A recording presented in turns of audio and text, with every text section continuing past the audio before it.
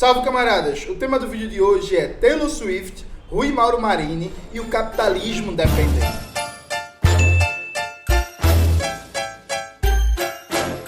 Antes de começar propriamente o tema do vídeo do canal, quero muito agradecer a você que ajuda a manter e melhorar nosso canal a partir do Apoia-se.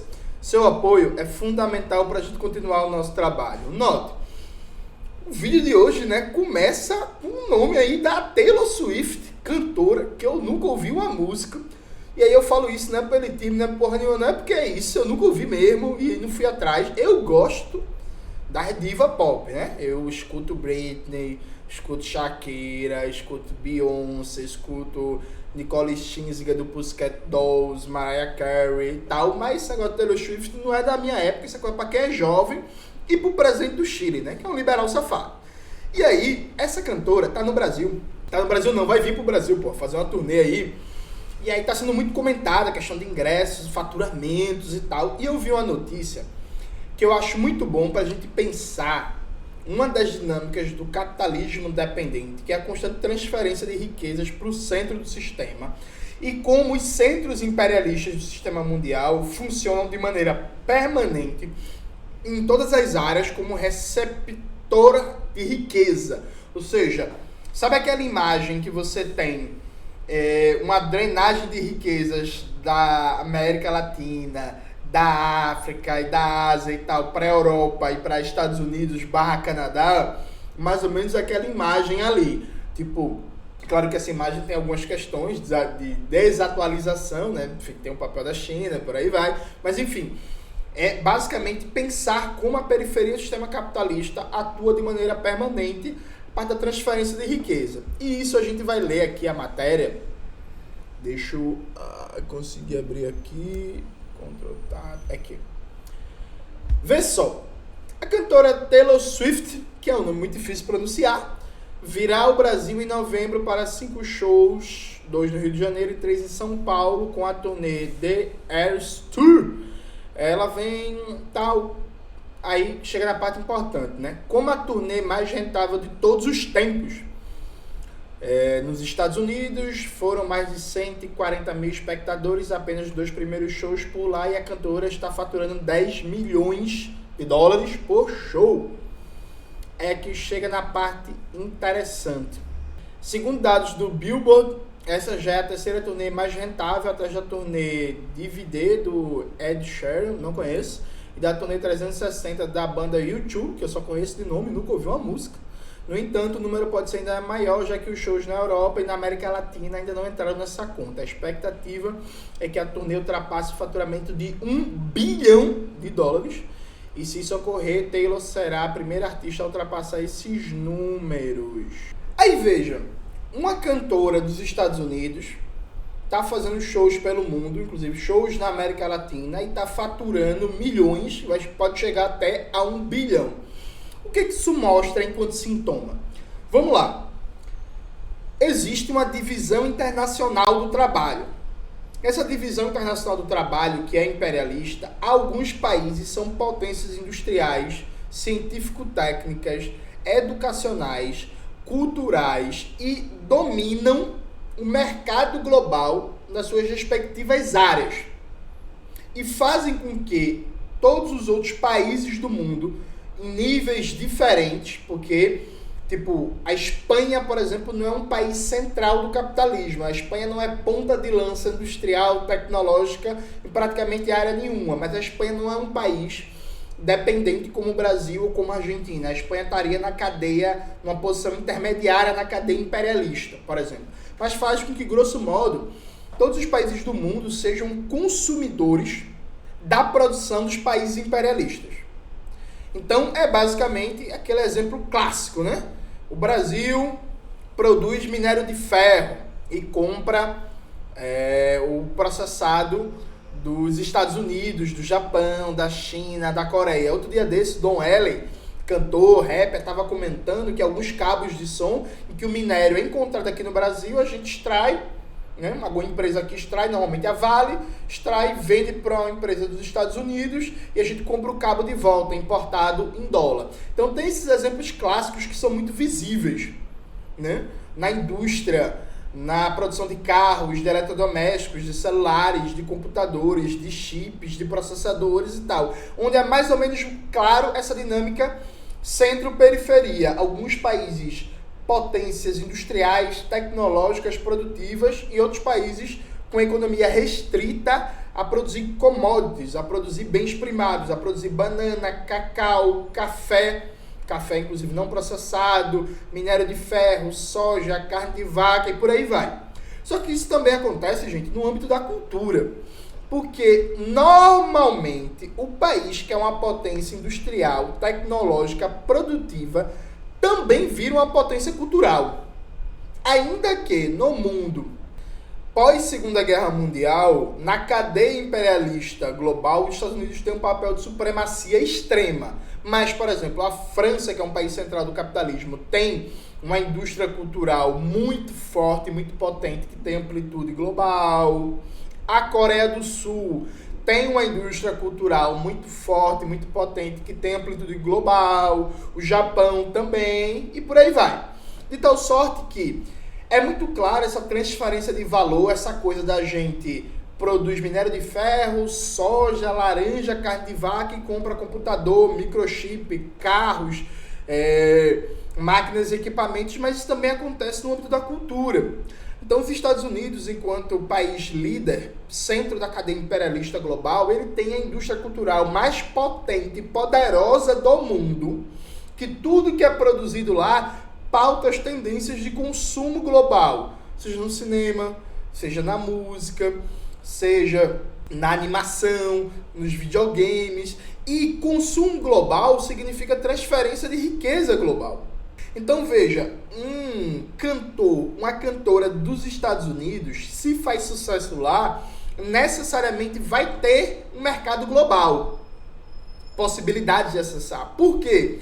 Porque o próprio papel de dominância dos Estados Unidos no mundo, coisas básicas como a própria circulação do inglês como língua internacional, facilita com que a empresa que está envolvida na produção artística desse cantor, dessa cantora, consiga se apropriar de riqueza, de renda em todos os países do mundo. Então você tem a Taylor Swift, que não é alguém, né, gente, que, ela canta e é empresária dela mesmo, ou alguém da família empresário. Tem uma empresa ali por trás, uma empresa gigantesca de entretenimento. Essa empresa, ela planeja uma turnê, tem vários aspectos de produção artística, de produção material, de figurinos, de várias coisas nos Estados Unidos. Essa turnê faz uma circulação global, se apropria de um montante gigantesco de riquezas que vai virar faturamento, que vai virar lucro e dividendo para os eventuais acionistas ou donos dessa empresa nos Estados Unidos, que vai virar patrimônio pessoal da própria Taylor Swift, que vai virar gastos depois de dançarinos, de músicos, de instrumentistas, de figurinistas e por aí vai nos Estados Unidos, que vai alimentar todo um mercado de luxo nos Estados Unidos, porque a Taylor Swift pode comprar uma nova mansão, uma limousine, uma Ferrari, qualquer coisa do tipo. Ou seja, a possibilidade de ser um país guia do sistema capitalista, que a partir da sua ação imperialista dita os padrões culturais e de consumo, e de ter a indústria cultural mais poderosa do mundo, cria possibilidades de mercado que fazem que o globo inteiro seja um lugar de recepção de valor e destinação desse valor dos Estados Unidos para gerar emprego nos Estados Unidos, para garantir lucro para a burguesia dos Estados Unidos, para manter turbinada e forte a indústria cultural dos Estados Unidos. Percebe? Então, não, beleza. Caetano Veloso faz turnê internacional, Gilberto Gil faz, Chico Buarque faz, Beto Cavalli. Os cantores brasileiros também fazem. Outro dia desse Zeca Pagodinho estava nos Estados Unidos. Só que isso não é a regra, né? Isso não é a tendência geral. A tendência geral não é os cantores, artistas, cineastas, roteiristas, figurinistas, fotógrafos do Brasil, da Argentina, do Uruguai, do Equador, de Gana, de Guiné-Bissau, de Cabo Verde, de Angola, etc., terem uma capacidade de projeção global do seu trabalho e um mercado global consumidor para o que está sendo produzido. Isso não é a lógica. Inclusive, o Zeca Pagodinho, que está lá na turnê dos Estados Unidos, que eu vi a foto, eu duvido que o Zeca Pagodinho viva de turnê internacional, né? Isso é muito mais um complemento para ele. O Zeca Pagodinho, infelizmente, não vai faturar 1 bilhão numa turnê internacional, o que eu acho uma pena. Aliás, não poucas vezes, não sei se é o caso agora, mas não poucas vezes, algumas turnês internacionais de artistas brasileiros se dão em lugares que tem muita imigração brasileira. Às vezes eles vão até cantar para um público brasileiro que está fora. Nesse sentido, gente, cultura é uma indústria. Por isso o termo indústria cultural, inclusive, é uma coisa muito boa. Veja, do mesmo jeito que se protege, se estimula a indústria de carros, de softwares, de chips, microchips, semicondutores, energias renováveis e por aí vai, os países protegem, fazem políticas protecionistas, políticas de estímulo às suas indústrias. Também existem políticas protecionistas de estímulo à indústria cultural dos países centrais do sistema capitalista.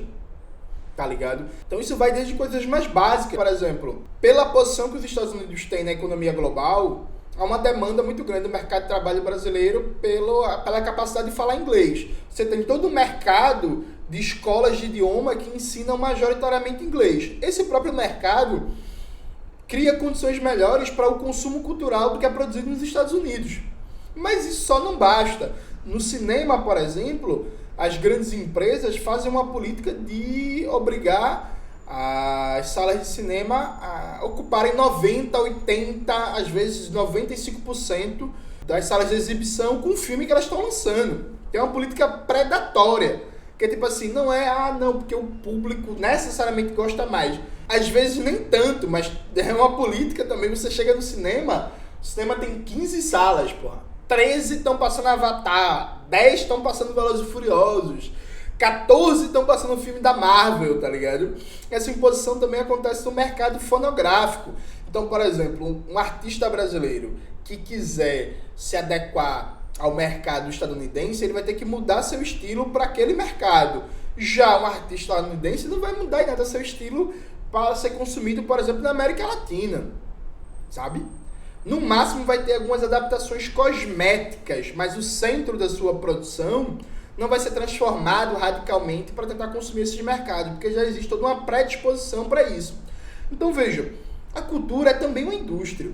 É uma indústria no âmbito do teatro, do cinema, da televisão, dos videogames, do mercado fonográfico, das artes plásticas. Existe nos países imperialistas, na França, na Coreia do Sul, no Japão, nos Estados Unidos, no Canadá, uma série de políticas governamentais de incentivo, de proteção, de criar dificuldades para o concorrente estrangeiro, para você manter aquela pujança interna, tanto de produção como de consumo dessa indústria cultural, e isso garantir essa projeção internacional, né? Essa capacidade de disputar e pautar mercados globais.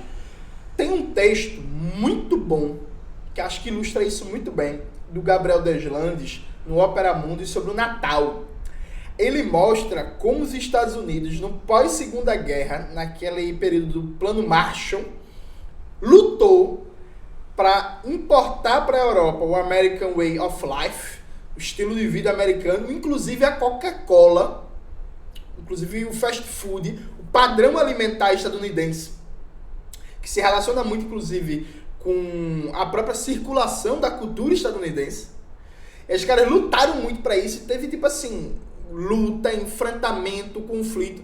Meu irmão, o Partido Comunista Francês chegou a fazer protesto contra a Coca-Cola. Você pensa assim, mas Jones, Coca-Cola, que besteira, que não sei o quê. Vocês já repararam que praticamente todo filme dos Estados Unidos tem uma cena em algum fast food, seja um mais vagabundo, seja algum mais pobre, mas é algo ultra comum.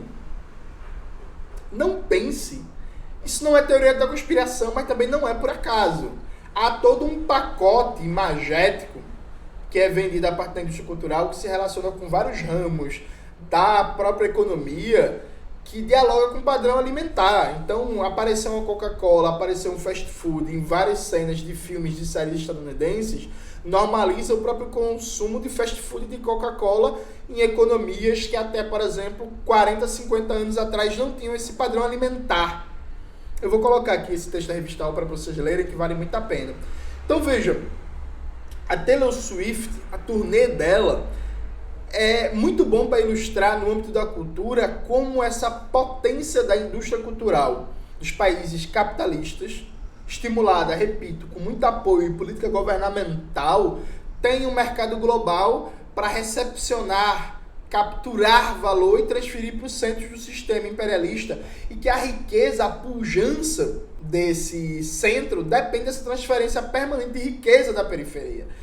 Todo projeto revolucionário ou até reformista mais avançado colocou sim em debate o consumo cultural e alimentar do seu povo. Porque isso é uma fonte de riqueza gigantesca. Tá ligado? O governo Gustavo Petro na Colômbia, por exemplo, está com debate sobre aumentar a tributação sobre o consumo de ultraprocessados. Boa parte deles, não à toa, vindo da indústria alimentar monopólica dos Estados Unidos e da União Europeia. Aqui no Brasil, por exemplo, um projeto revolucionário, começou a Revolução Brasileira, montou o governo revolucionário.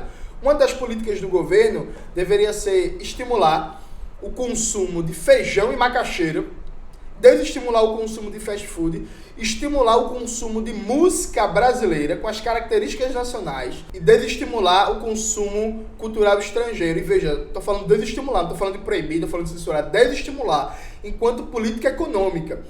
Tem uma entrevista também que eu li de uma pesquisadora que eu vou colocar aqui sobre cinema, que eu acabei de esquecer o nome dela, peço mil desculpas, mas o texto vai estar na tela. Eu não vou parar a gravação agora, porque eu já estou gravando esse vídeo muito tarde, já é quase 3 horas da manhã, mas que ela está debatendo várias políticas públicas de incentivo ao cinema, né? É um debate mais específico na área do cinema e tal, e tem vários insights no texto que eu adorei, porque mostra que, bicho, a questão de consumo cultural é questão de balança comercial, questão de entrada e saída de dólares, é questão de entrada e saída de capitais. Vocês acham que isso é coisa de nacionalista burro, esse negócio de falar em estímulo à música brasileira, ao cinema brasileiro, ao teatro brasileiro, às comidas naturais do Brasil que não passam pelo circuito do dólar? Não, viu, gente? Porque nos Estados Unidos eles pensam isso. Na Inglaterra eles pensam isso. Na França eles pensam isso. Ou vocês acham que essa força do fast food nos Estados Unidos, que é a base de pão, não tem relação com a produção de trigo do país? Só para vocês terem uma ideia, os Estados Unidos é um dos maiores exportadores de trigo do mundo, e o trigo é a terceira cultura mais cultivada nos Estados Unidos. Então, essa exportação do padrão alimentar fast food é abertura de mercado para produção de trigo dos Estados Unidos, tá ligado? Então, assim, não existe inocência no consumo cultural, no consumo de vestimenta, no consumo alimentar em um mundo imperialista. Tudo é disputa, e disputa de riqueza, e disputa de diferentes projetos, percebe? Então, uma das questões centrais para a gente levar a sério nessa retomada aí do Ministério da Cultura é lutar e pautar, o que é muito difícil com o novo teto de gasto, não é muito difícil não, impossível, mas colocando no horizonte de debate a criação de uma potente e pujante indústria cultural brasileira, claro, lastreada nos valores e no projeto estratégico da classe trabalhadora, mas que consiga desde já apontar as funcionalidades econômicas de soberania nacional e de superação ou manutenção da dependência no consumo cultural do nosso povo. Quem está produzindo a cultura, quem está controlando a circulação e quem está consumindo e quais as consequências desse consumo. Então, assim, nada inocente. O fato de uma cantora dos Estados Unidos, como várias outras fazem, poder vir no Brasil e faturar milhões ou até bilhões é sintoma do funcionamento do capitalismo dependente, que faz com que nós sejamos um grande consumidor da produção industrial dos países centrais do capitalismo e estejamos destinando valor, transferindo valor, riqueza do Brasil para esses centros. Em resumo, Rui Mauro Marini explicou porque Taylor Swift ganha milhares de reais no Brasil. E entre Rui Mauro Marini e Taylor Swift, não preciso nem falar, né? Rui Mauro é melhor, Rui Mauro é melhor. Inclusive, vou deixar aqui como dica de leitura para vocês o livro Dialética da Dependência, do nosso querido Rui Mauro Marini. O livro Subdesenvolvimento e Revolução, do nosso querido Rui Mauro Marini. E o livro do Adrian Valença, Subimperialismo e Independência, o pensamento de Rui Mauro Marini. Foi publicado pela Expressão Popular. Os 3 livros fazem um debate, uma abordagem básica sobre os conceitos de dependência, sobre a exploração da força de trabalho, transferência de valor, capitalismo independente, e ajudam, depois disso, a pensar a dinâmica de produção cultural, né? Eu preciso gravar um vídeo específico sobre como pensar a cultura desde uma perspectiva econômica, enquanto uma indústria. Não vai ser agora, não vai ser nesse momento, mas vou deixar aqui também na descrição do vídeo algumas dicas sobre colonialismo cultural para vocês darem uma lida. É isso, galera. Espero que vocês tenham gostado do vídeo de hoje do canal. Não se esqueçam de se inscrever no canal, ativar o sininho, curtir esse vídeo, compartilhar e tudo isso que vocês já sabem. Um beijo e até a próxima.